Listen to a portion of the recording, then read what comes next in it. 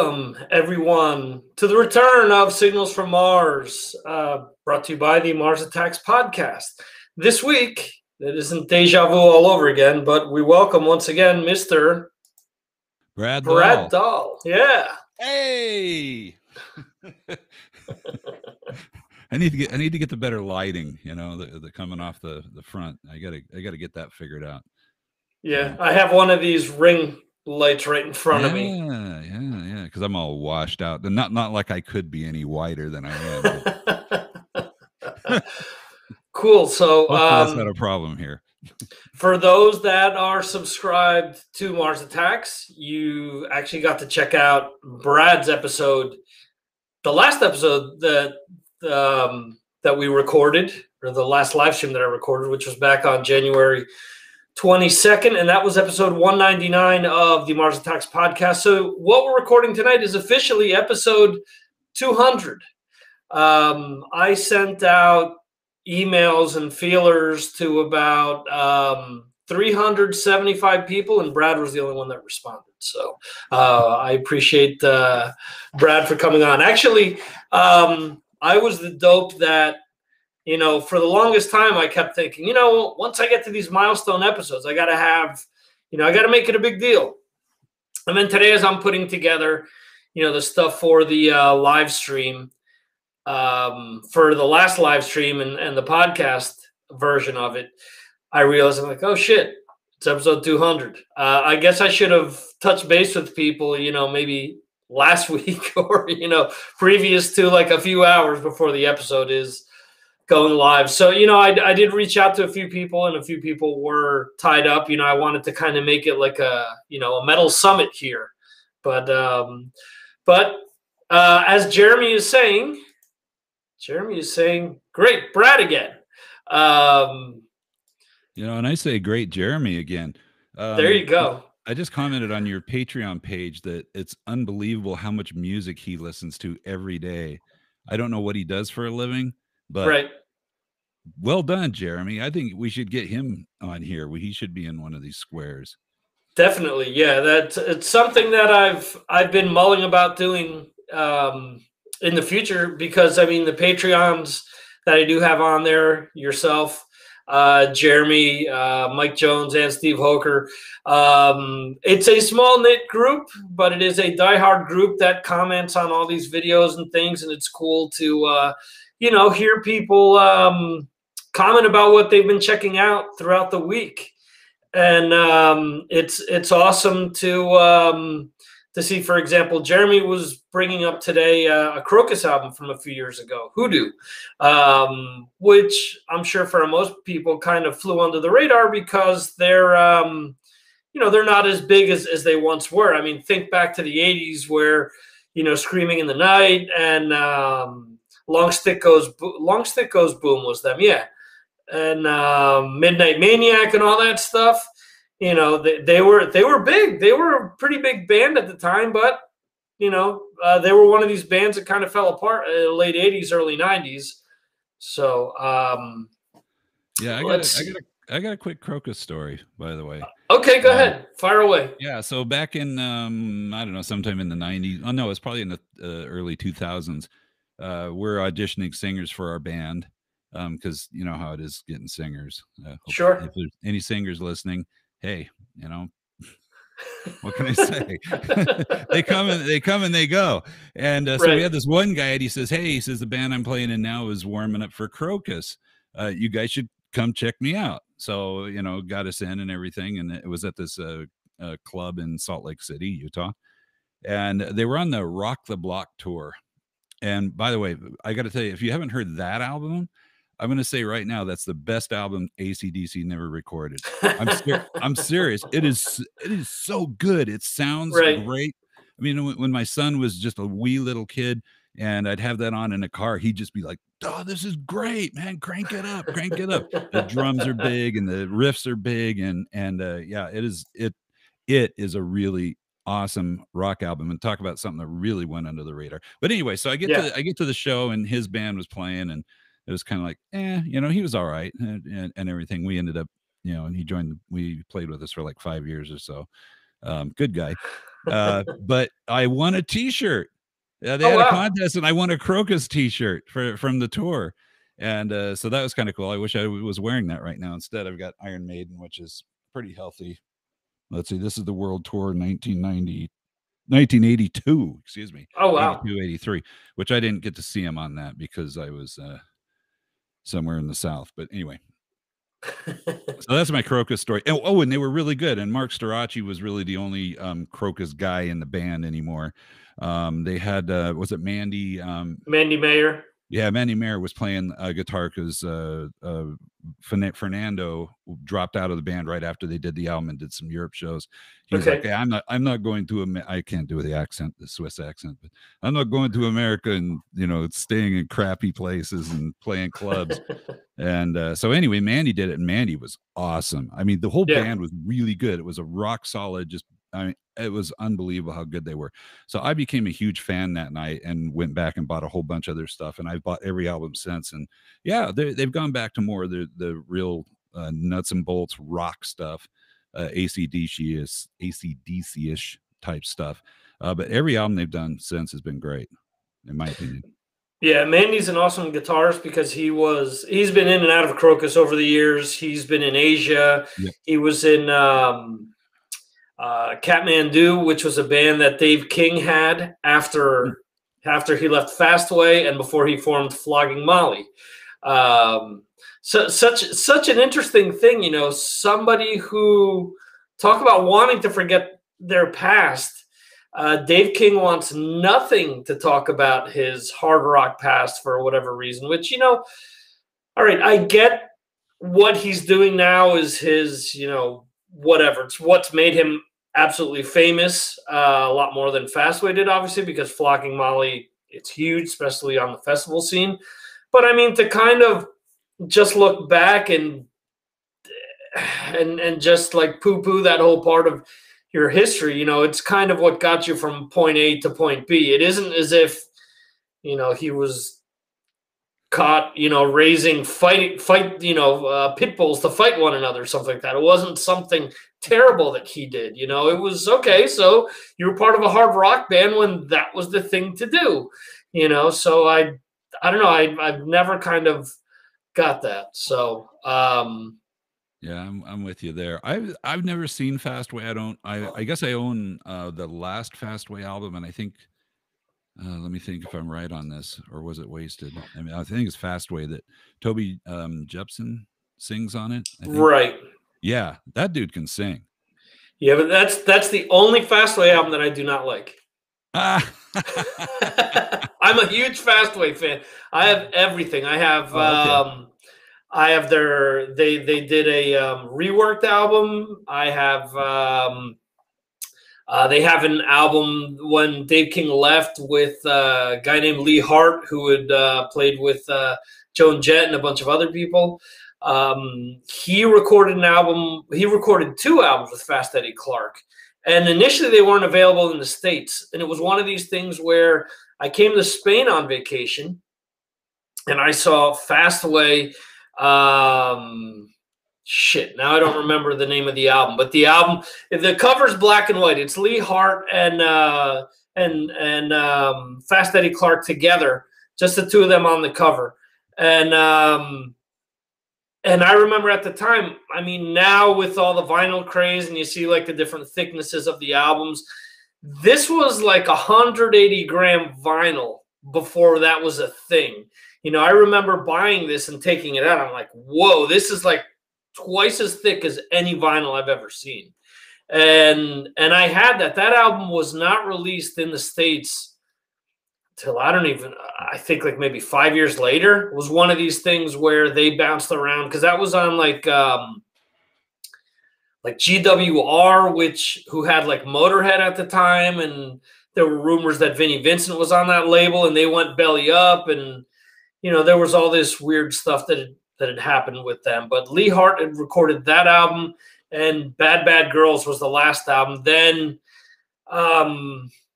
they did a reworked album, which was the first Lee Hart album reworked with like they that was like a real like Bon Jovi sounding album with heavy keyboards and stuff like that. So they stripped away the keyboards and added more guitars, added more soloing to it, and then they had Lee Hart sing a lot of the old Dave King stuff. And some of it's okay, and some of it's, their vocal styles are so different that it just wasn't as good in my opinion.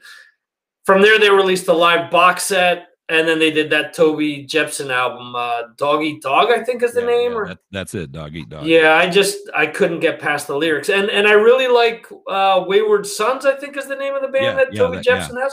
Yep. That's a great band, but it is. I guess for me with Fastway, I was expecting something a little different. And, I don't know, when it gets to the point where we're talking about like guys pushing 70 years old in age talking about chasing tail, there's just something there that's just kind of disconcerting to me. So, I mean, I don't know. He's talking about dogtail. I mean, it is dog eat dog. Could be. So let's see. Jeremy has responded. Jeremy says, I'm an economist, believe it or not, and I mostly listen in bed at night. Cool. Yeah. Yeah, I would do that. In fact, I've taught myself, because I work in a lot of graveyard shifts. I put music on during the day to sleep, so I don't hear other things in the house. And I've taught myself to sleep with music on, and which is an awesome skill. But my wife, she ain't gonna go with me playing music at night while we're sleeping. So I put on headphones, but they're not that comfortable to sleep in. Yeah.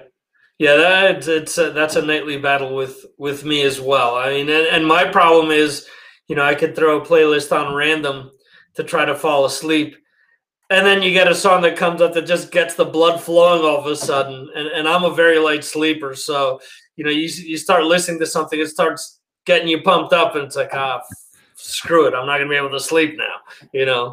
So I got to be careful with that. Let's see. Jose chimes in saying, great to have you back. Awesome. Thank you for being back, Jose, as well. Like Jeremy, almost week after week you're here.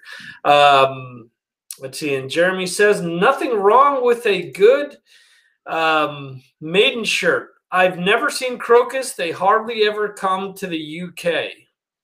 There you go. That's for the I actually had a pin of that. That's for the Number of the Beast single, actually, that shirt. Oh, there you go. Yeah. I had a pin of that on a jean jacket, and I got in. My brother got me in trouble with my parents because I wore it to church once. I went to church with that pin on my jacket. So, do you guys realize that's the devil in that guy's hand? So it was. Yeah, don't you realize all those books in church talk about the devil too? Come on. Have some equal time here. Yeah. Well, I have to be, it's funny. I talk to my brother all the time about, I was actually lucky. My brother's 6 years older than me. So I was 4 and I knew who Kiss was, thanks to him having Destroyer and having Alive 2. And then, as time went by, things like Back in Black and Pink Floyd's The Wall and Ted Nugent's Scream Dream and Cheap Trick's Live at Budokan. Trying to think, there was a Pat Benatar album that somebody gave him somewhere along the ways as well. But, I was lucky to have that diversity early on to appreciate a lot of different forms of rock music and open my ears and want to get into other stuff. Because, I mean, me on my own, I went on a nothing but Kiss diet on my own from 77 to 83. I think A Quiet Riot's Metal Health is the first thing that I actually picked up that wasn't by Kiss. Between the ages of 4 and 10, it was me like going back and getting the Kiss catalog, basically. So. No, that's a good diet to have, though. Yeah. Oh, and actually, we had Physical Graffiti and Led Zeppelin 4 as well. Almost forgot those. Yeah, it's good to have an older brother. My brother, the same thing, turned me on to a lot of stuff. Kind of helped me get going, and now here I am turning him on to stuff. So that's cool that's awesome. Yeah, it's great whenever he texts me like, "What was that song you just played?" What was, I really like that. And that's Right. coming from him. That's the highest compliment. So. Yeah, the closest thing that I've gotten to that from my brother was we went to go see the Maximum Rocks tour. This was back in 2000, I guess, and it was supposed to be Anthrax, Motley Crue, and Megadeth. But by the time they got to our show, Anthrax had already been booted from the tour because they weren't making enough money. And so it was Megadeth and Motley Crue. And it was my brother's, like, he knew who Megadeth was because he had heard me play them, but he saw them in concert. And even though that was the lineup with Al Pitrelli and with Jimmy DeGrasso, he was still blown away by them. So that converted him to make him a Megadeth fan for life. So, yeah. So you're saying that's the lesser version of Megadeth? No, I don't say that that's the lesser version. I mean, I think that they put out a good album. What was that album? Shit. At the time that we saw them, they were promoting Capital Punishment. So The World Needs a Hero, I think, was the album that lineup recorded. I mean, it wasn't a bad album. I mean, I don't think that there's, I mean, outside of maybe Risk, have they really ever put out something that absolutely sucks beginning to end? I mean, I think with most bands, or maybe it's just that I'm just very forgiving that I can go through a band's albums and say, okay, well, I can pick out 3 or 4 songs that I like. This will go in my, whoever playlist, and I'm fine with the album, where other people will just like beat it to death. Oh, the album absolutely sucked. In Megadeth's case, I know a lot of people didn't like Superconductor or Super Collider, excuse me. Yeah. But I like the title track. I like the Thin Lizzy cover, and there's 2 other songs off of that I like. Is the album great? No, but there are, there are different spots on the album that I think that are good.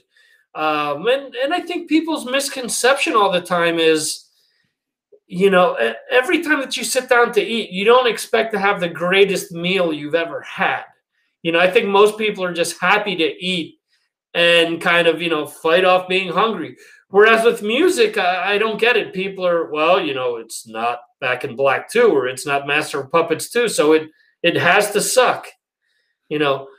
Just because you don't like something as much as your favorite album by a band does not mean that it sucks. That it can still be good, but not as good as your favorite album by them. So, yeah, it's interesting because I feel like, and I think you said that you expected, or expectations. I think that's a real problem now, is that we go into things with expectations. Right. And I mean, let's go back to Kiss, because there's nothing wrong with going back to Kiss. Okay, I started with the very first album. Mm-hmm. And then somebody loaned it to me, and then they loaned me the second album when it came out. And I don't know, I thought those were really different albums. Of course, the sound is way different. Right. But I don't know, and even the third, Dress to Kill, I mean, the songs were, I guess they're all kind of in the same vein. Mm-hmm. But they were still very different. I mean, you can you get a feel for each album. It wasn't like, well, we're just trying to remake the first album. Right. And then when Destroyer came out, though, that was like a really hard left turn for me. Right. Especially audio wise, the kind of over polished, and where the instruments all sounded so far away, and piano playing all the bass notes, and which is cool now, but I mean, back then it was like, hey, this isn't it wasn't my expectation. I was expecting guitar, bass, and drums, and that's it. And so I don't know, what was your first Kiss album? Alive 2 was the first thing that I ever heard, and we had Destroyer. So after listening to Alive 2 a ton, I started listening to Destroyer. But I mean, I understand exactly what you're saying, because the production from the self-titled debut to Hotter Than Hell is just so different. And then even Dress to Kill has, and I don't think they get enough credit for some of the complexity to some of the stuff that they've written. A lot of people sit back and just just pan them because, oh, it's just all image. You know, that stuff's so easy to play. Well, there's one thing with playing the songs, and there's another thing with playing them right. Yeah. Because if you listen to a lot of Dress to Kill, there are a lot of overdubs. There's a lot of like acoustic guitar going on in the background, like doubling a lot of like the rhythm parts. And there's a lot of little intricacies that I think a lot of people pan because they're used to hearing the live version of some of these tracks. So obviously in a live setting, even though they re-recorded a lot of this stuff, you're not hearing the 12-string guitar in the background, you know? So, but I mean, I get what you're saying. You know, as much as I loved Destroyer for a very long time, you know, at this point in time, I almost would prefer to listen to Dress to Kill or Rock and Roll Over instead of Destroyer. A lot of that has to do with just having listened to it so much that I'm kind of worn out. But you know, I get exactly what you're saying, because that is, if you listen to the albums in order, that is just, as you put it, such a left turn in comparison to everything else that they had done previous. Yeah, yeah, and of course they made even more turns as they got into the 80s. But anyway, I mean, it seemed like in the 70s it was okay for a band to do an album that, you know, had a cohesive kind of sound for that album that maybe touched on a lot of different things. And then Right. the next album to not be anything like that album. Mm-hmm. And one of my favorite bands, Blue Oyster Cult, was a great example of that. I mean, their albums were so different from album Mm-hmm. to album to album. And yeah, I don't know. I like that. I like that a Yeah. band, and you know, is willing to do that. And I know in my own personal band, you know, it's like we went in, you know, you'd write a bunch of songs, you'd go in and record them, and then you start writing new songs, but you'd be kind of in a different headspace and be writing different things. And so it's like, well, Right. we're not trying to sound like that, you know. So it's kind of I don't know it, but then when you play it all live, it all fits somehow, and Yeah. that's, you know, a cool thing. So Yeah. I mean, you look at the Sabbath albums were like that as well. Zeppelin albums were totally, like that. The Stones. I mean, sure, you have like, obviously the voice doesn't change all that much, but the music changes and maybe the way that things are delivered with the voice have been different. And it's funny that you bring that up. Like back in 2012, I started putting some demos together and stuff. And you know, my idea was, since I was podcasting at the time, I was going to reach out to people that I knew to see if they would want to get involved and help me record some of this stuff, because you know, outside of playing the drums, I'm kind of a hack on bass and on guitar, and you know, my vocals leave a lot to be desired. So, you know, I figured, okay, well, I found the cause. You know, I there was someone who I dated who passed away a few years after that, and what I thought was, in the meantime, I wanted to raise money and kind of donate it in her name to a specific foundation. And what I received from different people was, "Oh, no one's going to listen to this because it sounds so different." And I said, "Well, what do you mean?" Well, yeah, you know, you listen to hard rock or metal albums now, and every song more or less sounds similar. I said, "Well, that's why these albums aren't, you know, they aren't memorable and they aren't long lasting, because you have one big song, then you have the B version, the C version, and the D version, and everything else is just kind of throwaway material. Whereas you look back at, you know, stuff that was from the 70s or even the 80s, you're wearing a Maiden t-shirt. You listen to these classic Maiden albums, and no two songs sound the same. You know, you listen to those first 7 Maiden albums, and every song is different. Sure, you get the gallop every now and then, you get certain screams and things that are the same, but it isn't as if you could sit down and say, "Oh, well, you know, that's Run to the Hills Part 2, or that's Wasted Years Part 2." You know, they're big songs, and even the songs that weren't like radio hits per se, they didn't all sound like one another, which I think is a lost art, you know, with bands. I would almost prefer bands put out an EP of 4 very different sounding songs, as opposed to putting out 10 songs that all sound the same. Yeah, I agree. I agree with you. And yeah, and I you said it's a lost art, and that's a really good point because I mean, let's look at Iron Maiden for a moment. Okay, let's look at their last like 5 or 6 albums. I kind of feel like they've gotten formulaic, where they all Yes. start off really kind of slow and ethereal, and then they kind of build up to something, and I don't know, maybe it's because I haven't, obviously when we're teenagers, you sit there and you listen to one album over and over and over and over and over, and maybe it's because I haven't spend that amount of time with each of the newest Iron Maiden albums. But Right. I kind of feel like they've gotten formulaic and just kind of interchangeable and not distinct. Not like each album's like, ooh, oh, that's different. This Yeah. really has a different sound. I also think maybe the producer, since they're using the same guy, even though Martin Birch seemed to always get different sounds in each album. It's not like he was recreating the previous album, but I feel like is it Jerry Shirley? Is that who's or what? No, that's a Kevin different. Shirley. Jerry Shirley. He's the Jerry drummer. Shirley was Fastway. Fastway drummer and Humble Pie Yeah. drummer. Yeah, we've all come back to Fastway. Who opened up for Iron Maiden on the Piece of the Mind tour? Yeah. With my brother, which I understand my brother's listening right now. So shout out to my brother Dave. Awesome. Yeah, he. I couldn't go to that show, so he went to that with a good friend, my best friend Dave. So I hang out with a lot of Daves. So Dave and Dave. Yeah, Dave and Dave. They went to that show. It was Iron Maiden, Saxon, and Fastway. Oh And wow. so yeah, very. I think Saxon was doing oh god, what is it? Power and the Glory. Power and the Glory. Okay. So yeah. So good times, but I missed it. So there you go. One thing I didn't miss, we're jumping all over the place, but Jeremy That's fine. was talking about Alive 2. You were talking about Alive 2. So Yeah. fun little fact. I actually went to one of those shows at the LA Forum where that album was recorded. Oh wow.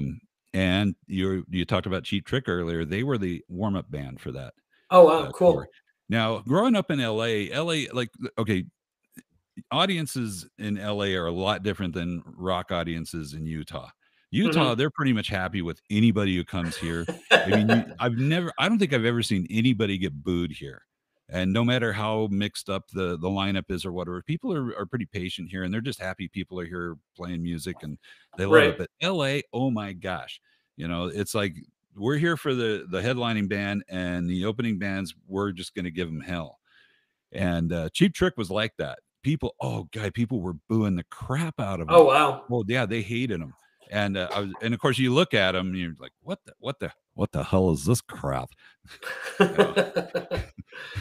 It was it was really weird, and it's kind of funny. You look back now and you think, wow, people booed Cheap Trick, especially a Kiss audience. That's kind of weird. Right. One other crazy one was that the Ramones were warming up for I'm feeling like it was Ozzy Osbourne at the Long Beach Sports Arena. Yeah. And so the Ramones are playing, and I don't know, have you ever seen the Ramones? Yes. Okay. So I don't know whether this is the way they normally do it, but they don't stop in between songs. Right. They just go song to song to song to song to song. And I kind of thought the reason they were doing that is because everybody was booing so loudly that they just didn't want to hear the boos. So they were just playing song to song. I mean, people were actually going out and buying drinks to throw at them. and you know how much a drink costs at a concert. It's like, holy crap, right. man, that's really, that's really getting the audience going there. Another show. What was Michael Schenker on his first album? And he was playing a place called the Country Club out in Reseda, out in the valley of LA. Was a famous place at the time. Bruce Dickinson recorded a solo, when his first solo tour, recorded a DVD there and also an album. Okay. But anyway, the band they had warm up for Michael Schenker was a new wave band, the Rubber City Rebels. God, what? How can I remember this stuff? The Rubber City Rebels. And oh my gosh, people, and this is I don't know what year that was. That had to be like 80, I think. 1980. Okay. So at that time, I mean, before that, you go to metal concerts, people just wore clothes, all of a sudden now in 1980, it's like, if you weren't wearing leather, then something, you were like, something's wrong with you. What are you doing here, man? You got to be wearing a leather jacket and all this stuff. It got to be more of a fashion show more like, hey, I'm into metal, even though whatever. But anyway, people Right. were so pissed off at this band. Yeah, they were spitting on them. I remember somebody hawking a loogie and it hitting the singer in the head, and it was kind of dripping off his nose. And I was like, no, this ain't cool, man. This is not cool. Somebody threw because it was a bar too, and so they had Right. drinks and glasses. Somebody threw a glass with fully loaded with ice and a drink at the guys, and it luckily missed the guy. Hit Cozy Powell's drums. Oh shit. I was like, hey, that ain't cool. Those are Cozy's drums, man. You can't diss Cozy's drums like that. But yeah, so LA, no, it's tough to be. Oh, another great one. Judas Priest. Wait, hold on a second, Brad. Let me cut you off just 1 second, because we do have someone else joining us here. Okay, good. Let's see. We have Mr. Mark Strigl joining us. What? Hey, Victor. Hey, Brad. How are you, man? Can you hear me? Good, Mark. How are you? Yeah, I don't have my official mic hooked up, so it's the computer audio. I'm good. So did Cozy Powell play with Bruce Dickinson? No. It was Michael Schenker group. It was the first Michael Schenker. I missed some of that. It was it was Michael Schenker's first solo tour. And the cool thing was, back then there was no internet, so you had no idea who was going to be in the band. I mean, you saw who was on the album. You're like, oh, cool. We're going to see Simon Phillips. It's like, hell no, he ain't going to tour with them. Right. But yeah, so you walk in there, and of course you see the huge drums, and of course they say Cozy Powell on the kicks, and I don't think they had the rainbow on them anymore, but I was like, oh crap, Cozy Powell's playing with Michael Schenker. Oh, this is going to be incredible. Yeah. And yeah, so it was an incredible show. That was a great 1980 was a great year for music, man. So, yeah, I think so too. I think 83 was another really incredible year. I feel like 83 for me was that last year before things got so watered down with like too much reverb and too much over 80, the 80s production. To me, like really kicked in like 84, where things were just the 70s were completely left behind at that point. But yeah, what a time for music, man. The early 80s. For sure. Well, what do you guys? I got one other LA warm-up thing, and then I'll get off this. But it was a Judas Priest. Okay, it was a stained glass tour. First time I ever saw him, it was at the Whiskey, and the warm-up band was this guy. I think his name is Gary Valentine. He was in the Blondie for a while. I don't know. He was playing guitar, singing. But oh, guy, the audience was just abusing him. I mean, just verbally abusing him. And in the Whiskey, you can hear these things. Gary Valentine. Yeah, Gary. I think it's Gary Valentine. So anyway, he was introducing one of his songs. He says, "This song is called I Like Girls," and it was just dead quiet in the place. And one guy goes, "I doubt that." Yeah. Historically, I've always had people tell me that the LA crowd was.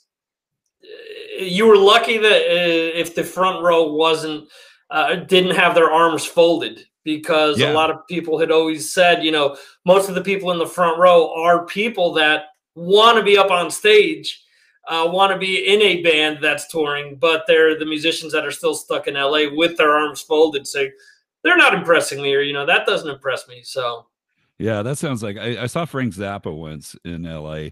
And he was trying to get people to do something, and then he goes, "Oh, wait a second, I forgot I'm in LA." It's like you don't want to take the chance that somebody's going to look over and recognize you. Like maybe it's your agent going, "What is he doing? He shouldn't be clapping. You shouldn't be singing along." Yeah. So he pretty much dissed all those people, and yeah. Gary Valentine. But you're right though. You go to concerts there, you see a lot of musicians. Mark, as far as, you got to see a lot of shows in, the Chicagoland area. Is there anything like identifiable with the crowds out in that area as opposed to maybe what you've become accustomed to in the New York metropolitan area? It's an interesting question. Not really. Nothing I can think of. Obviously. As we've spoken, I don't want to go on this tangent again, but as we've spoken about before, the Manhattan crowd, the elites who actually live in Manhattan and the Lower East Side of Manhattan, to me have always been, so far removed from what you'd see just across the river in New Jersey, or, it was such a different crowd, I always give the example of seeing Degeneration like sold out at CBGB's and then going across the river to Studio One, and you know, there's 12 people there. But as far as growing up in the Chicagoland area, where I lived for I guess like 83 to 80, almost 88. Yeah, I don't know, man. I mean, I was too young to be going to the clubs. I mean, I went to some all age shows at a place called the Thirsty Whale, and I mean, it was the 80s, so I mean, there were always fights. You know, it's different vibe. I mean, you get fights sometimes nowadays. I think I saw a fight at the Iron Maiden show in Brooklyn, but it's rare. It's like, I feel like there was, you know, it was the Wild West back then. It was way more confrontational. Right. You know, kids were drunk. They were 17 years old. You know, it was just like, it was such a different vibe. You know, there was this. The safety element wasn't there, you know, people bum rushed the stage, and yeah, so it was definitely there was I think, if anything, it's more of a time thing. Things were just so much more dangerous, I think, literally, you know, and emotionally back then for me, you know, whereas now you go to a bunch of concerts, it's all a bunch of old people, you know. That's us. Like, yeah. So, but Victor, I can't. The three of us, we all have our hair.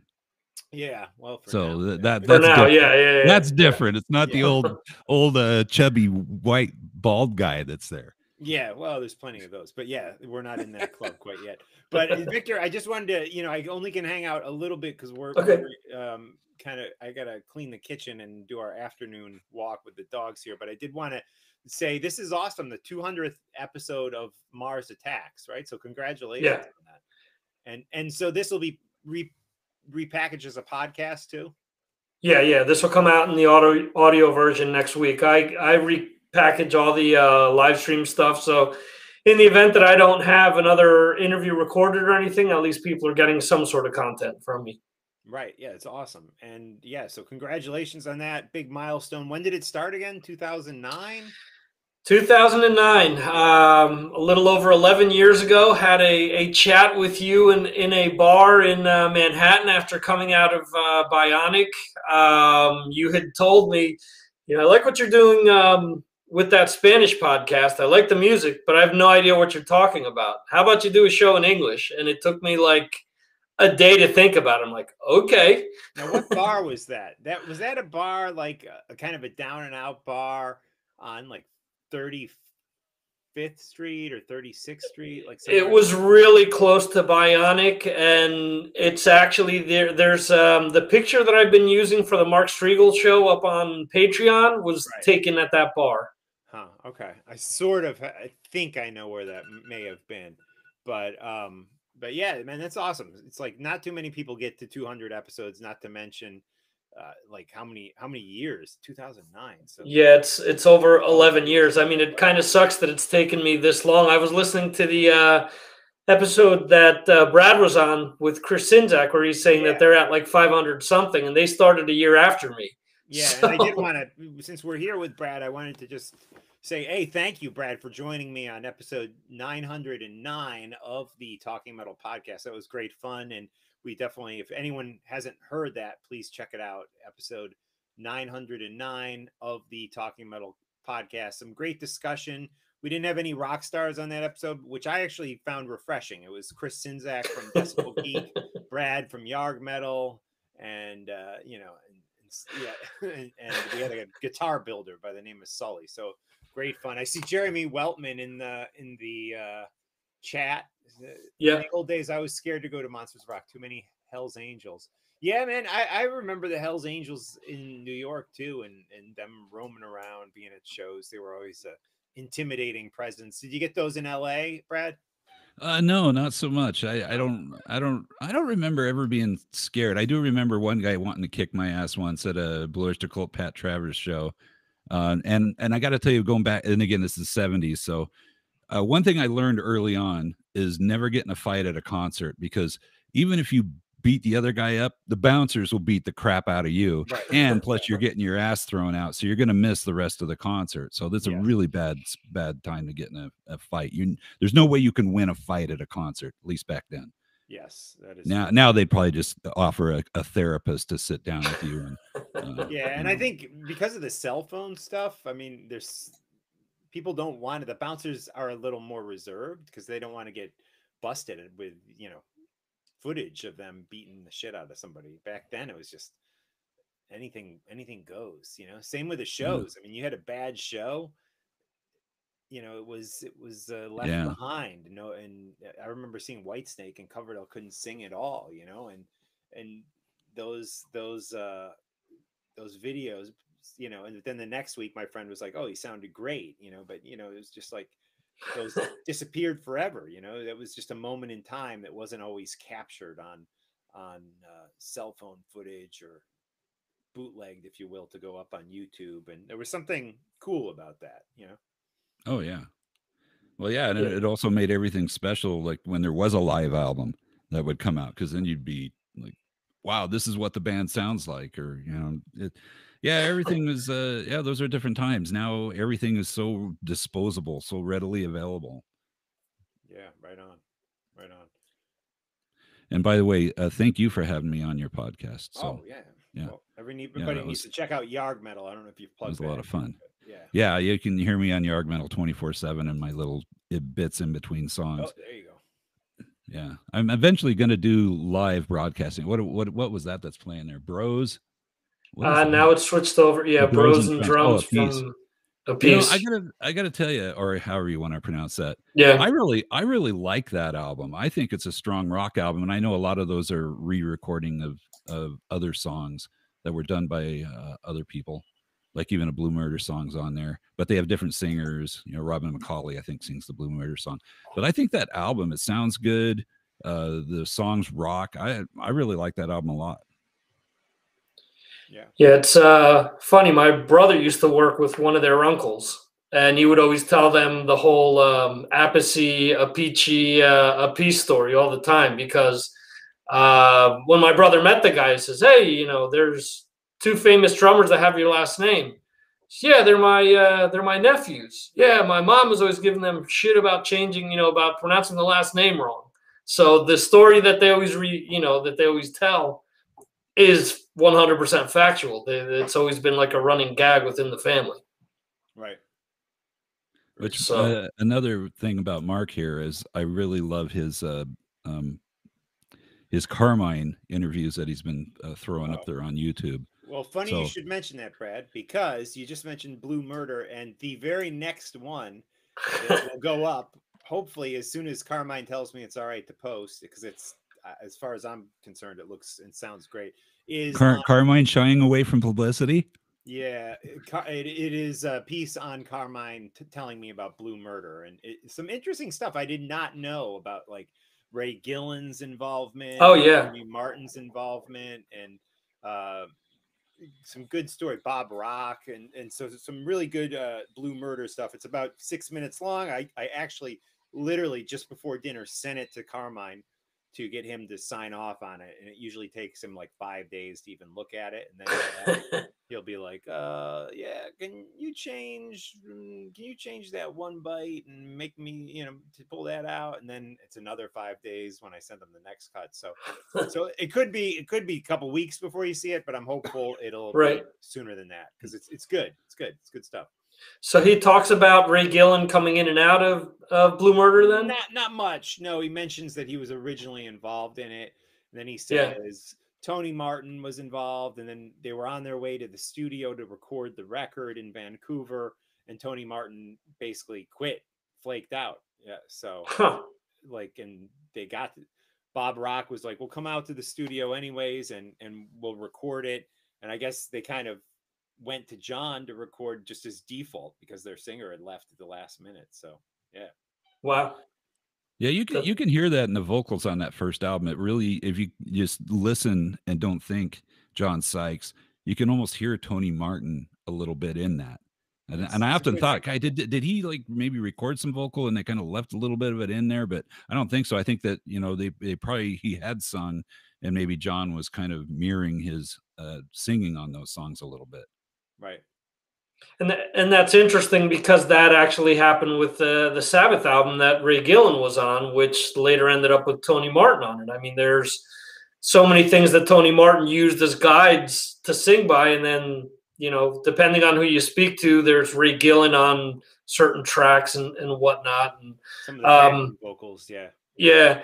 I remember back in the day, Eddie Trunk brought up the fact that when he started talking about Badlands, the formation of Badlands way back when, he talked about Ray Gillen being, you know, going from Sabbath to Blue Murder to Badlands. So I just remember that story as a kid. So being able to hear, you know, Carmine, even if it's just a few seconds to talk about it, will be really cool.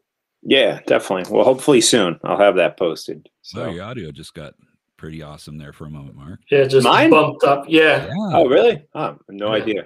That was good. Yeah, so keep that Carmine stuff coming. I know you got like 20 hours in the can or something. Yeah, I can't afford to do much more of it, honestly, because it costs money to. I don't have the time of day to sit there and edit. It's like a 6-camera shoot. It's a big mess when you load it in, and I've literally already spent, I kid you not, like thousands of dollars on that whole Carmine piece thing. So I'm trying to get some of it up and just make it as short as possible. But this will probably be the last piece, and then I might put up some little sound bites depending on how much it's going to cost me to do that. But yeah, cool. It's like. Yeah, definitely. I wasn't thinking it was going to be this. Involved and I mean, I shot that stuff probably in like late 2019, so it's been maybe even before that, mid 2019. So it's been going on a while, but it's good stuff, and you gotta love Carmine. I mean, he's got so many stories. I'm not sure how accurate they all are, but he definitely has a lot of them. Is there anyone who's influenced more people than Carmine? Yeah, well, if you watched the King Cobra one, he's also fully responsible for Bullet Boys. You know, right. Everything the Bullet Boys did was Carmine. So that's that's the slight exaggeration, but which I'd never heard that. But yeah. I've heard him talk about it several times, and I remember back in the day they mentioned it when the band got together that they had all one way or another funneled through the Bullet Boys. But yeah, just hearing you describe that is funny because it's, you know, oh, Keith Moon, yeah, you know, he told me lots of times he was, right. You know, I was an influence. Well, I will say this: I'm reading Ian Gillan's book right now, and I do have to jump off here, guys. But I am reading Ian Gillan's book, and I actually took a picture of the page and I texted it to Carmine. In the book, he says that when he joined Deep Purple, there were already 3 albums in at that point, and I forget the first singer's name, Rod Evans or something, had left. And Ian Gillan took over, and he said that they had actually played with Vanilla Fudge at some festival, and he remembered them.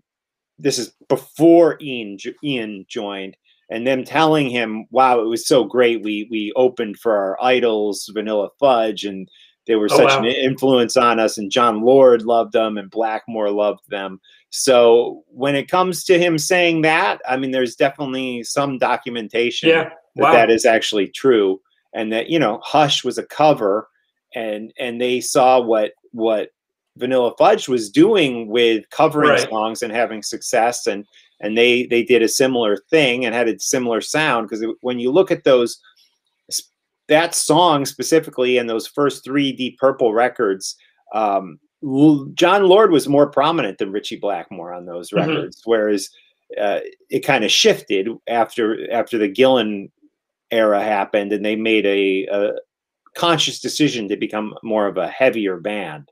So interesting stuff. But it is verified by Gillan saying that Vanilla Fudge was Deep Purple's heroes. So. Wow, cool. Yeah. So there's some validity to it after all. Yeah. But guys, I just wanted to check in and say hi. I do have to jump back off. I know you still got a few minutes left, but yeah, it's awesome hanging with you guys, and thank you for 200 episodes, Victor. That's awesome. Yeah, and thank you, Mark. I've said it a million times, but without your initial kick in the ass, I would have never started podcasting. So, if anyone is to blame for me doing 200 episodes or being involved in podcasting, it is you. So, okay, I'll take full credit.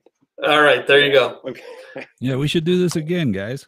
Yeah, absolutely. Man. Yeah, man. It's let's talk offline. We'll make something happen for sure. Yeah, sounds good. All right. All right. See you guys. Mark. All right. Good night. You too. There was the one and the only Mark Strigl. Awesome. Yeah, I'd like to see him walking Pearl and Otis together. You know, the little tiny legs going. With yeah, it's like, how do they keep up with each other? I don't know. Right. Yeah, such different sized dogs, right? The Pug and Golden Retriever. That's a weird mix right there. I don't know. But hey, you know, I see it, Mark, and you know, he never talks about himself as a musician, and I'd love to talk to him about that because I mean, obviously he's a guitar player. I mean, he can play, right? And I'd really like to get some of his opinions on different guitar players, but maybe we could do that somewhere down the road. Yeah, that would be something cool to talk about. Especially, is today supposedly National Guitar Day? I haven't heard, but I haven't really been on the internet today. I've been busy running errands and stuff. So, but probably it's National Something Day. It's always National Something Day. Yeah. Yeah. So even if we're late to this, I know that he's you know, he's a big Explorer guy. I love Explorers too. Yeah. Is there any you know, any specific? You obviously have the Frank Bello bass behind you, but what would you consider your favorite bass? Ooh, that is a great question. I'll get it. I'll get it. This is a Oh wow, what is that? An alembic or? All right, so this. You see the neck on this? Yeah, thing? yeah. It's aluminum. Okay. Right. Let's get it here in the camera. It's aluminum. In the back, though, it's inlaid because if you did, I think it was Travis Bean that originally did a totally solid aluminum neck bass, but the thing was so heavy. I mean, you couldn't keep it other than like this when you're playing. So this guy, oh God, I wish I could remember his name. It started with a T, Italian guy. He came up with this idea for this neck on this is a Kramer. Okay. A Kramer. Okay. The original Kramers. Yeah. Right. This is 1978 vintage here. So this is my first. It's gone through some remake, different pickups because the old ones, the original ones died. So these are active EMGs. Okay. And got some other different knobs on it and stuff. But this thing, I got this in 1978. I met the guy Vaccaro. I think that's what his name was. That was designing this with Kramer. I met him at a local music store there. That's another cool thing growing up in LA. You just meet these people. And their original basses were like Fender bodies. They were really big and they're super heavy. And I see why, because you want to balance out the neck. And so I was in there as a kid. You know, you go to the music store and you play everything. And it's like every time I walked in, they're like, "Oh, great, he's here again." And so anyway, I was playing he says, "Here, play this bass and tell me what you think." And I was like, I love the sound because the aluminum neck gives it this super heavy kind of cling, you know, like almost a piano wire kind of sound. It's like very metal. Okay. And anyway, I played it. I said, here's the problem with this bass is that this body is so huge. I just don't like it. I said, man, if you could like cut it away. Wait a second. I can't get this backwards thing. I said, if you could just cut it away and make it smaller, you know, that would be really cool. And kind of talked to him about what I envisioned the bass looking like. And by golly, within a year, here it was. So I'm like, I have to buy that bass now because even though I'm not credited, I feel like I kind of helped design this bass. Right. And so, yeah, this is my favorite bass. This one's on most of the recordings I've ever done. It sounds great in the studio. Yeah. So, and it's a Kramer with the aluminum neck. But now that I'm older, it's really hard to play. This thing is heavy. It's really hard to play it for a long period of time. But great sounding bass. That's similar to the original Axe basses that Gene Simmons had because they had that same split head. Yeah. Yeah, no, they did. He put that on, when they came up with that axe bass, that was years later, and he ended up at you. Hey, look, you can see you in my bass. There you go. That's me. Cool. That's me in Utah. There you go. That's pretty cool. The ghost of Victor and the headstock of my bass. But yeah, so he actually had that Vaccaro guy who made the necks for these things make the neck for that bass. Oh wow. So, yeah. I ran into that guy. I've only been to NAMM once, and I ran into that guy. He had his own little booth, and he was trying to bring back these aluminum necks. And I talked to him, and of course, he didn't remember me. At least he claimed. Maybe he thought I was going to want a piece of the action. I was like, dude, we met like when I was 16 years old, and yeah, whatever. Bill Wyman also played basses that had. That was a Travis Bean. That was the original one. That's solid aluminum. That neck on that bass, solid aluminum, and those things were so heavy. Oh my gosh! But they sounded great. They really did. But to play one, oh yeah, they were monsters. Yeah, I have. I actually have 3 basses. I have my oldest bass is a '96 Iceman model. Cool. Yeah. And then I have an Ibanez, or is it? Yeah, it's an Ibanez. Okay. All right. And then I have an Ibanez that at this point is 2009. It's got more of like a Strat body to it, or not a Strat body, but more like a classic Fender body to it. Yeah. Yeah. Is it super lightweight? Yes, it is actually, and it's the only bass that I have with active pickups. And then, I mean, I got a 6-string Chinese knockoff at the time when, Chinese guitars started coming out, and it was like, oh, I can get something that's, a lot cheaper, and it's a Gibson. Sure it is. So yeah, I made the mistake of getting a few different Chinese guitars in one haul. And there was a 6-string bass mixed in there. So, cool. But for the most part, I mean, I've been most of my stuff is Ibanez actually. My most recent acquisition, which no one else in my household knows except for me, is a Paul Gilbert model Ibanez Fireman. Do you know what a Fireman looks like? Yeah, well, yeah, I'm pretty sure. No. Okay. You got it handy? There we go. Yeah, show and tell here.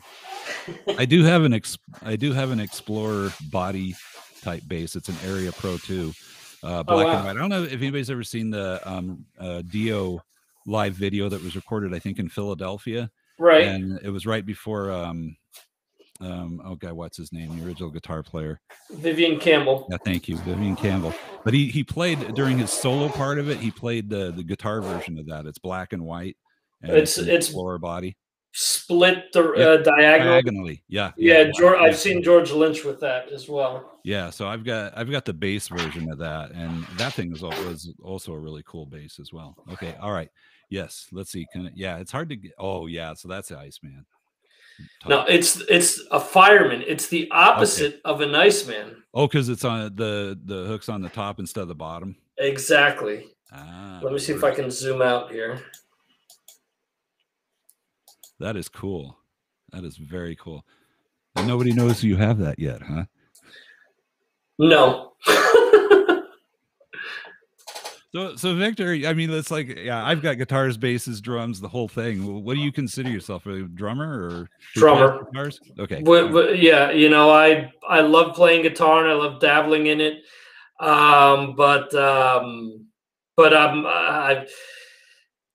Similar to what I mentioned when I started, demoing those songs a few years back. It was one of these dilemmas where I'm a metal musician. It was like I remember I watched this Foo Fighters documentary, and at the end of it, I was like, I have no problem saying that I'm a rock-based musician, where I like all types of music, but when I play more, hard rock more than metal. As much as I'd like to be a metal guy, my, the way that I play is probably closer to hard rock. I learned how to play the drums before anything else, and in pretty much every band that I've ever been in, I was a drummer. Even if I had to sing at any point in time, I was still a drummer. So after, I came to the realization that, okay, sure, I can demo stuff on guitar, but I'm a drummer. And the last few times that I've actually played shows over here, the majority of the times that I've played, it's been in a Misfits tribute band. So it's been drums and backing vocals for that. And I also did. There was a local award show. Wow, this is almost 10 years ago, I guess, at this point, because there's all this legal stuff that put that award show to bed, unfortunately. But it was essentially members of different bands that would get together and jam covers, and we jammed some Stone Temple Pilots, Monster Magnet, and Clutch, actually. So cool. So it was cool. Very cool. Yeah. Well, let's hope we can all get playing music again with other people one of these days soon. Absolutely. Yeah, I was just looking at Jeremy's post there too. Yeah, I play a Sky Blue Strat, mostly blues. I also have an Epiphone BB King Lucille, but my cousin has it on permanent loan as he's in a band, and it's very heavy playing on my knee. Yeah, I have a good friend who's a musician, and he often talks about how guitars would enter his household as being, oh no, the other guitarist lent me this guitar. And, his wife would be like, are you ever going to give that guitar back? Yeah, I'll give it back eventually, So it's one of these current things where, or recurring things where he would say, yeah, every guitar that's entered my household has actually been another member of the band's instrument. So there you have it. That's pretty cool. Well, hey, so since we got Mark playing guitar, me playing bass, you playing drums, we should jam. We should record something.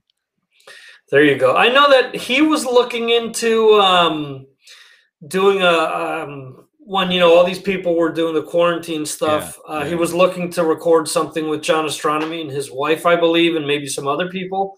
Cool. But things started getting weird with all the licensing and stuff, which I don't get it. If you're covering somebody's music, you're obviously bringing attention to their original piece of, to their original material. Why would you fight someone bringing attention to your piece of art or piece of work or however you want to put it? I've never understood that. Yeah, especially if you're not doing it for money. So, right. Yeah. Yeah. If the other thing is if they're covering it and it's going on a live album, okay, I get that. You deserve a piece of the pie. But if it's for an online, YouTube video to help promote music, to help promote a show, I don't get that at all.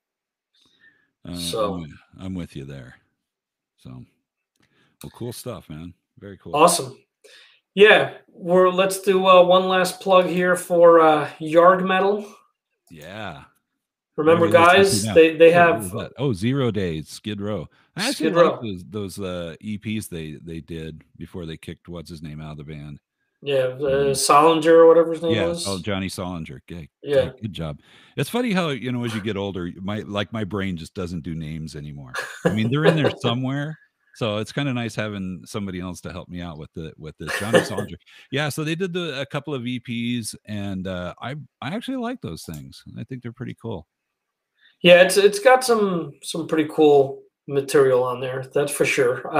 Skid Row is actually a band that I mentioned that's one of my midlife crisis bands. It was a band that I never got into, partly because they're from New Jersey and they were rammed down our throats, for years upon years. It's funny, when I finally got to listen to the first album, like maybe 10 years ago, I realized that Eddie Trunk had played the entire album, over the years on his radio show, because he had played one or two songs every week. So let's see. So Jeremy has a question for you. He says, "How do you program Yarg? It's on 24/7." Yeah, it is. The rock never stops on Yarg Metal. That's right. Rocking the world 24/7, 365, sometimes 366. That's a great question. We have this not cheap software. It's radio programming software. And I basically just start plugging in songs. And man, I'm telling you, I think we talked about this last time we talked. I have over 11 days of programming in there. Oh, wow. Now. And I every so often I take songs out, but for the most part, I think, well, if you're only hearing this once every 11 days, why should I just pull it out and maybe just leave it in? Yeah. So it just keeps building and building and building. I don't know if it has a limit. The guys that wrote the software claim it doesn't, but they think I'm weird because they think, well, why don't you just like do a 2-hour block and just run that over and over and over? It's like, what the hell? This isn't like regular radio where you ram people, ram stuff down people's throats.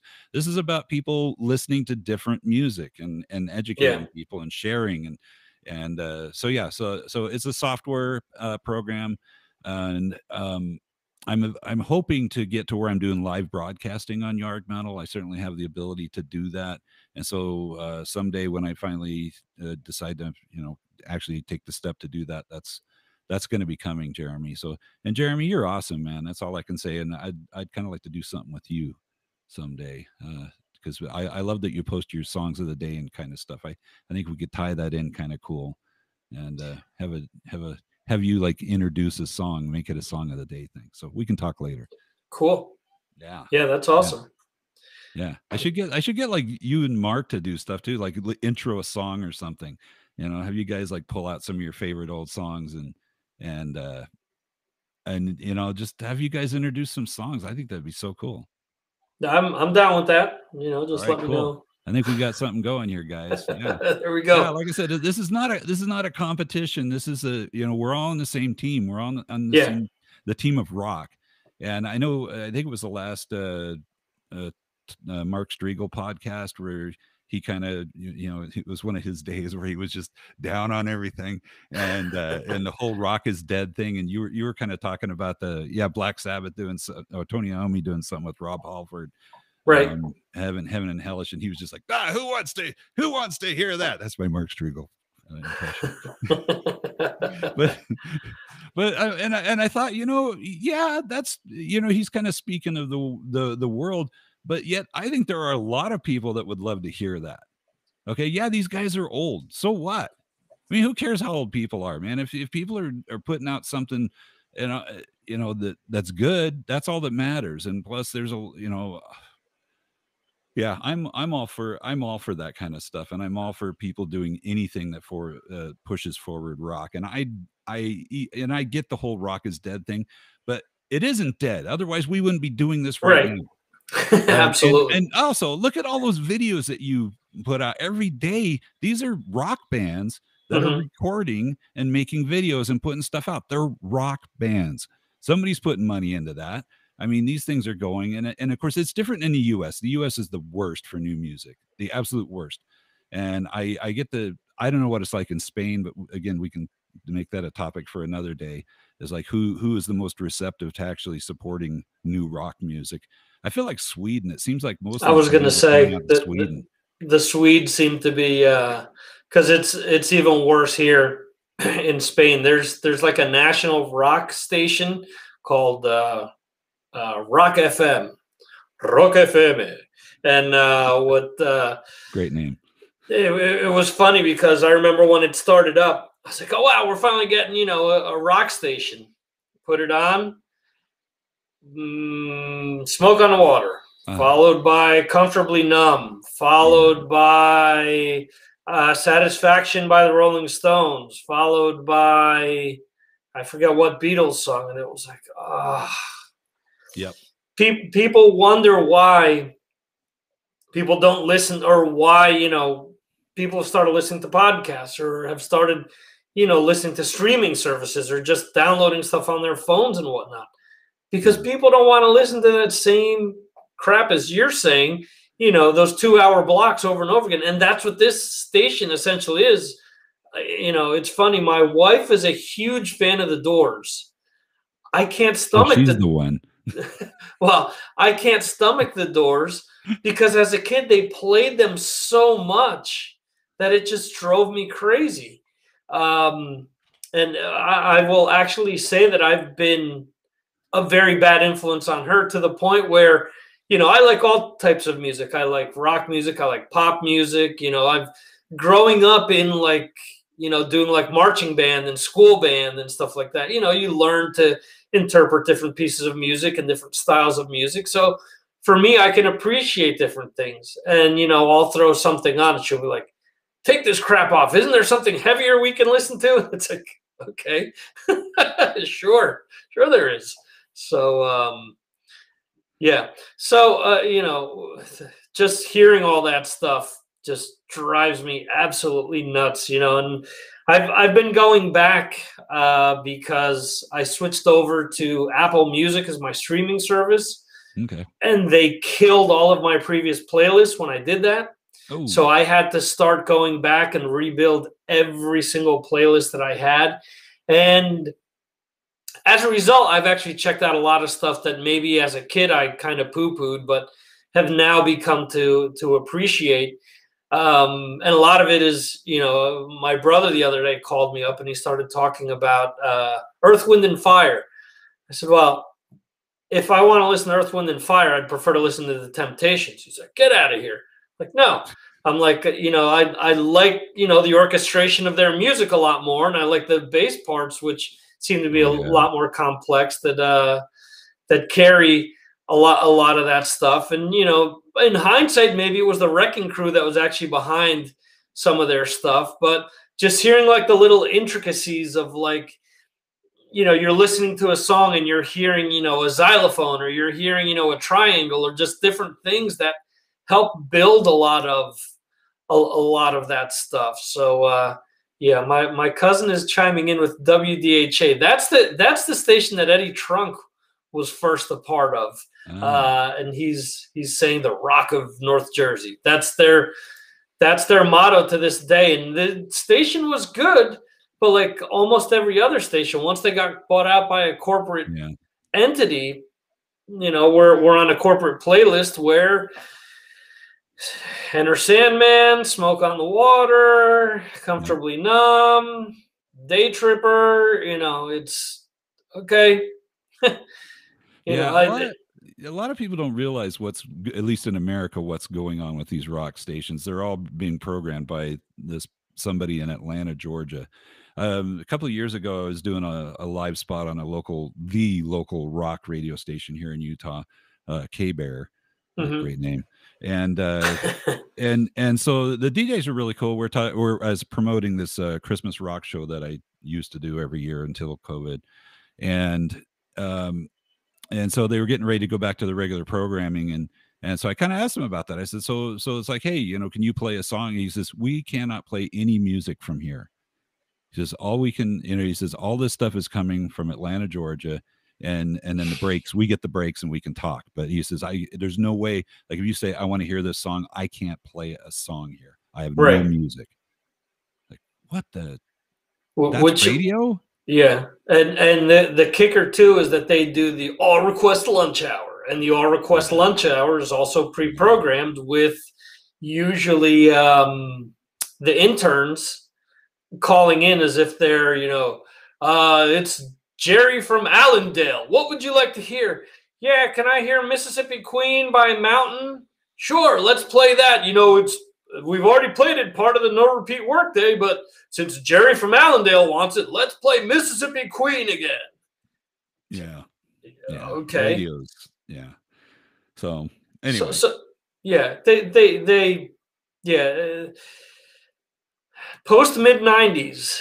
They did everything possible. And this is, they did everything possible to drive people to Napster and all these things, in my opinion, because there's so many things that they did wrong in that decade. And I know that there's still a lot of artists that say, oh, that was our last big decade. Well, when you had, the CD release of an album, the cassette release, the vinyl release. Oh, we're killing vinyl now.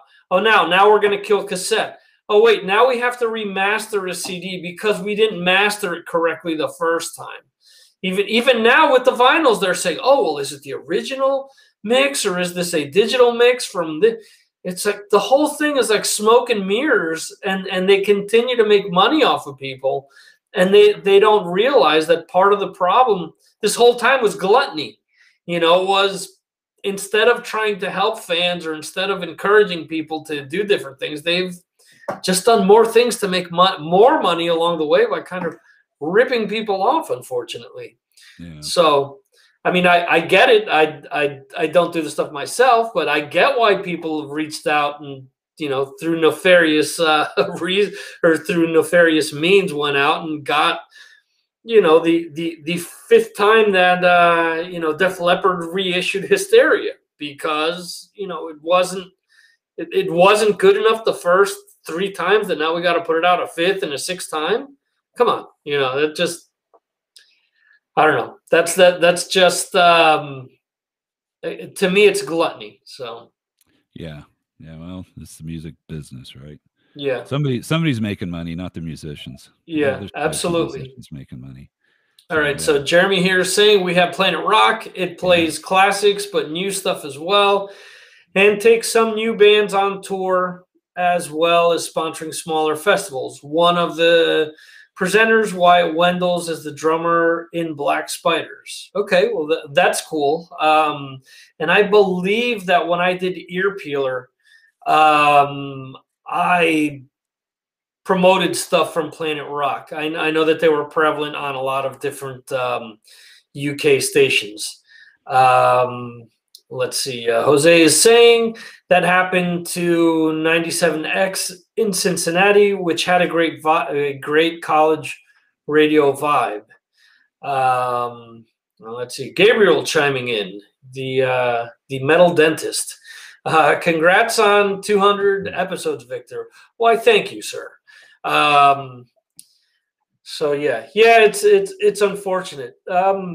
I was at college radio, and there's so many things that I got to listen to before they became big, whether you like it or not.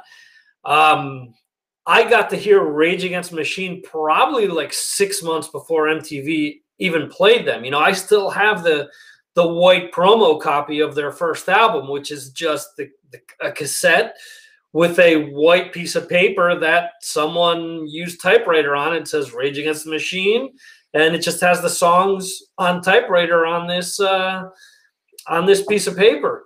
I have that for a bunch of different things. That, I think the Stone Temple Pilots' first album. I have that for a Sacred Reich album. I have a bunch of things like that.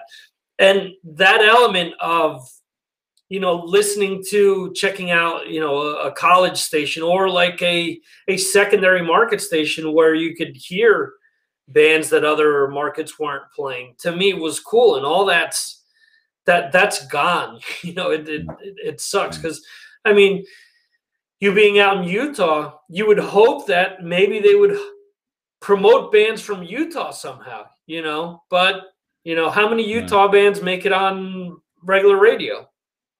Yeah, and anybody who was from here or whatever, they've since moved on. Like, was it the Killers? Right. I mean, they're now supposedly from Las Vegas because that's where they, made their bones. But because back in the early '80s, my band, when we were recording, we made friends with this local DJ, and she'd have us come in the studio on Sunday nights because they could get away with anything on a Sunday night.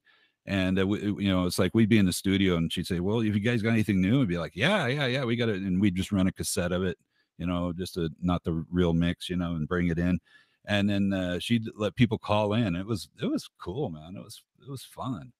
And then we'd get to request songs. We'd go through all their music and say, "Hey, let's play this." And yeah, that's the kind of stuff that makes radio fun, man. You get people involved. Right. It's like having Mark jump in here right now. That's what makes this kind of thing fun. I mean, you can get people like, "Oh, let's tune in and see who's dropping in on Victor's show today." Sure. How cool is that? Yeah, absolutely. I think that's definitely that element of surprise, or that element of danger, is definitely missing from a lot of things, where you think back to when we were all coming up, and artists that seemed dangerous back then now are like passe. You know, it's funny. People will say, you know, I saw a thing where they said that Slayer was dad rock, and it's one of these things where sure, it's dad rock because you know, people grew up listening to it. People grew up with their old man listening to Slayer, or you know, in our cases, our kids are growing up listening to Iron Maiden, and you know, in my household, I've got my youngest listening to, you know, AC/DC, Maiden, and Anthrax. So you know, those are things that by the time they get to be teenagers, it's passe to them. It's not dangerous or exciting because they've grown up with it. They've become accustomed to it. So yeah. Well, you know what's really funny, like, and I know we're going way on here, but you know, the first time I heard Iron Maiden, you're like, holy crap, yeah, that'll never get on the radio. The first album I heard was Killers. That was the first one I was able to find in the US anyway. The first album just never made it anywhere. Okay. Of course it came out later. You could buy it. But I got that album, I put it on, I was like, what the hell is this? I mean, it was so fast and so just, and the bass playing, and I'm like, I couldn't even play through one of those songs without having to take a break. I'm like, that what, you know, what that guy's doing is just like, I can't do that.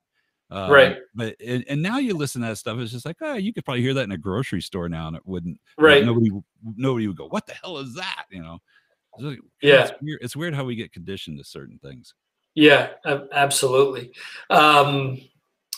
Yeah, Killers. Someone brought it up recently. It was the 40th anniversary, I guess, of that album coming out. And to me, the second side of Killers is a perfect album side. Each song is completely different, one from the other, as we were mentioning before. And it just flows perfectly, from the title track to Prodigal Son to Twilight Zone to Drifters. Just 4 songs. But to me, that's perfection right there. But even, you know, and as you see, we're circling back to what we were talking about earlier about bands willing to do something different on an album. Twilight Zone. I mean, that song is just like, how does that fit on that album? But it does. Right. But it's so right. It doesn't fit the MO. It doesn't fit, you know, what Maiden is doing. If that was the only song you heard from Maiden, you'd be like, oh, okay, you kind of get a different idea about what that band's about. But I don't know. I support that. I support bands being able to just do different things on their albums, do whatever they want to do. I mean, that's what music should be. It should be like you're writing songs you want to write, and then let people fall in love with them. Yeah. You know, and rather than, well, let's see, I got to think of something that people, you know, that sounds like what other people like, and I want to write a song like that. It's like, you know. And there's so many bands that have done that over time as well. Well, we had this one big hit, so we need to put out something that's similar to that to let people know that that's our DNA, or that's, you know, it's familiar to them.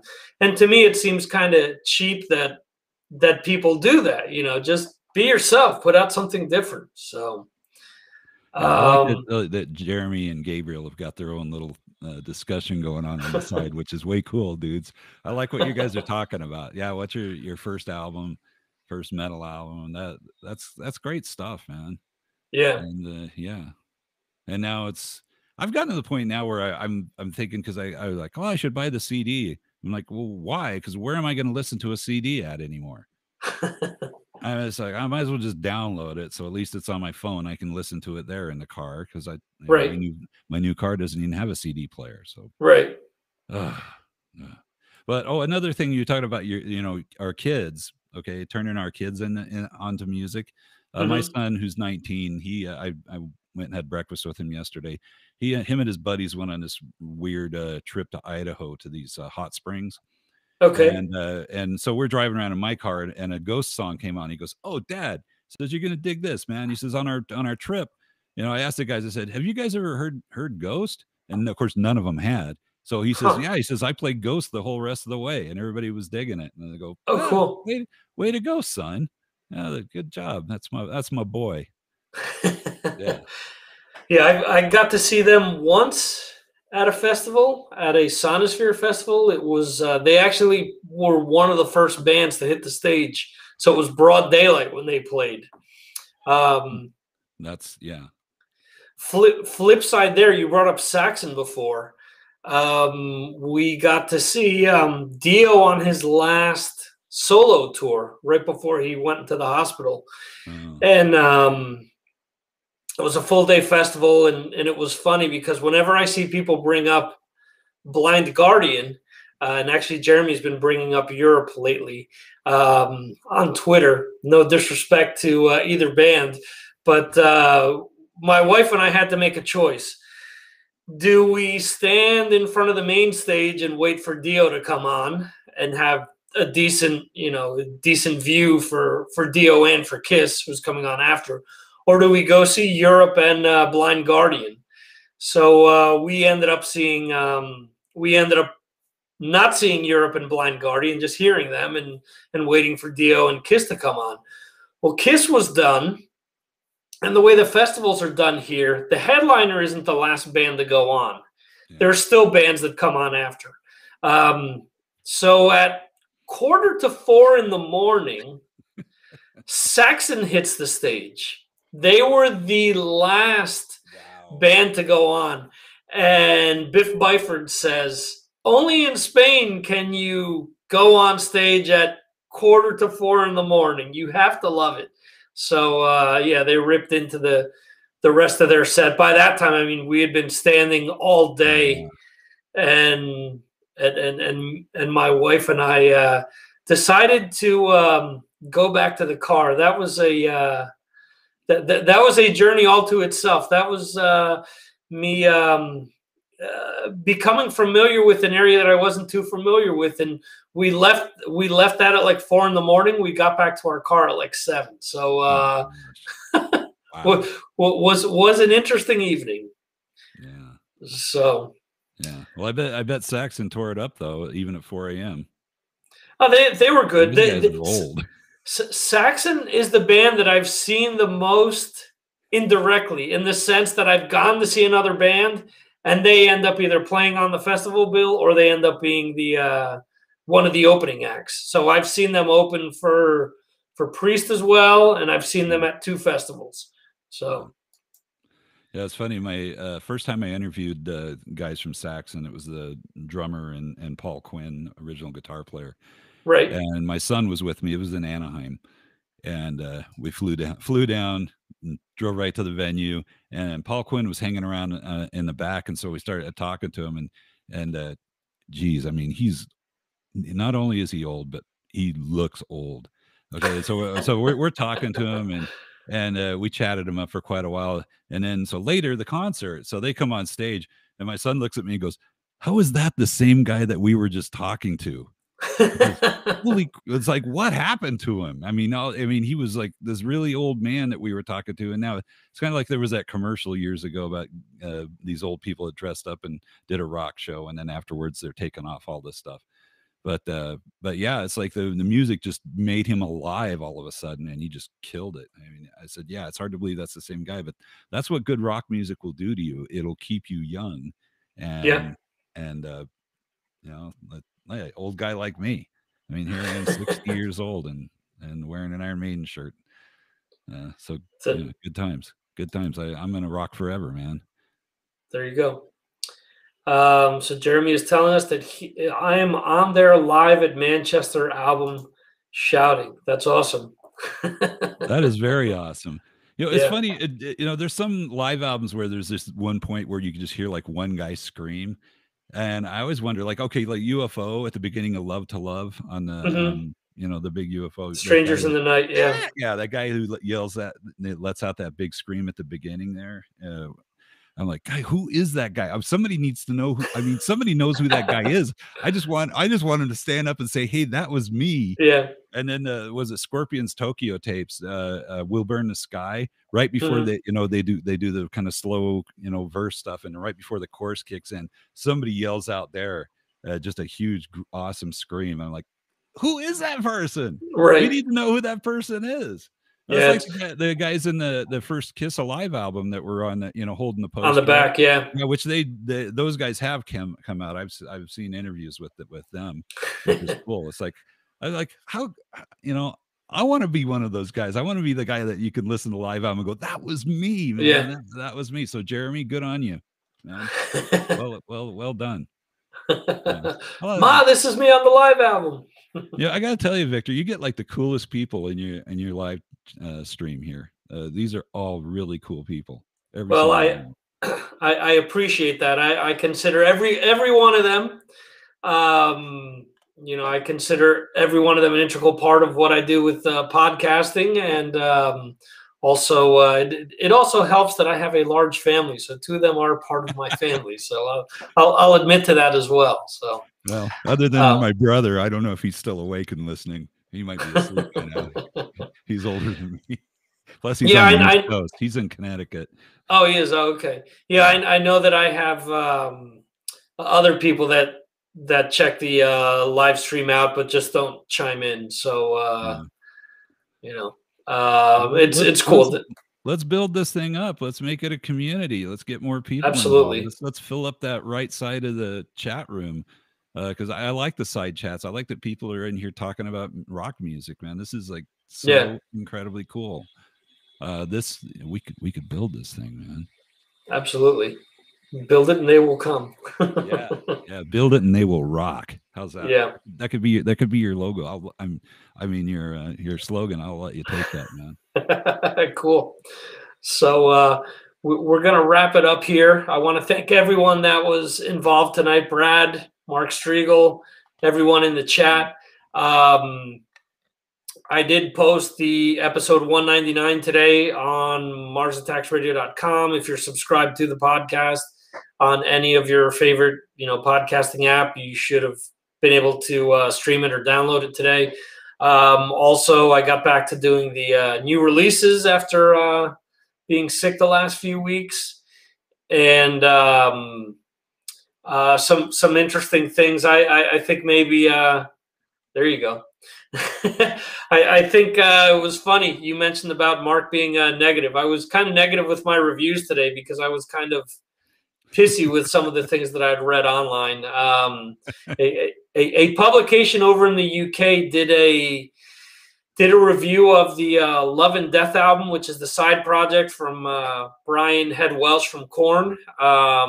And the review was essentially, if new metal hasn't aged well, and if you like new metal, this is a new metal album, and Justin Bieber appears on it, and blah blah blah. And I'm like, you've gotten like almost everything wrong in this review, and this is a highly regarded site supposedly, and so the gist of it is that they cover a Justin Bieber song, but the person that actually sings on the track is someone by the name of Lacey Stern. She was part of a band called Flyleaf. So, I mean, it amazes me how, I try to go after certain acts or certain things, and I'm told that, they're not available to me. But yet a large publication like this just says, fuck it, 8 words about an album, and it doesn't matter what they write, because obviously whoever wrote it didn't even bother to research or to even listen to the album. So yeah, that's pretty sad. Well, yeah, and Jeremy, I don't know, I don't feel like anybody's grumpy right now in here. So again, this is your cure to grumpiness right here. Yeah, there you go. Is Mars Attacks. Well, I guess Jeremy's saying that. I know that Jeremy, if I'm not mistaken, is confined to his home. Because I think in the UK they're all on lockdown, so I could understand that was me from March to June. So yeah, I get that too. It's been tough for all of us, but yeah. Hey, someday let's all get together. It's absolutely that would be the coolest thing ever. That's one of my goals this year. Well, maybe it'll be next year, is to come to Europe. So cool. Yeah, maybe I can hang out with all of you cool people. Awesome. And then those of you who are in the States, I don't know who's in the States here. Yeah, I think we're half and half here. Jeremy and me are in the UK, and everyone else is in the States. Okay, all right. Yeah, so let's grow this group, and let's make this a huge group of friends that like to rock. Awesome. Yeah. So All right, guys, want to thank everyone once again. And Brad, once again, thank you. Hopefully the next time you're free, we can have you back on. Please. And yeah, thanks to everyone again. We'll be back next Friday, same time, 6 p.m. Eastern, 3 p.m. Pacific, 11 p.m. in the UK, midnight for everyone in mainland Europe. And the audio version of this will be released at some point next week. So that is it, folks. Thanks again. And we will catch you next time right here on Signals from Mars, brought to you by the Mars Attacks podcast. See you guys. Rock out, everybody.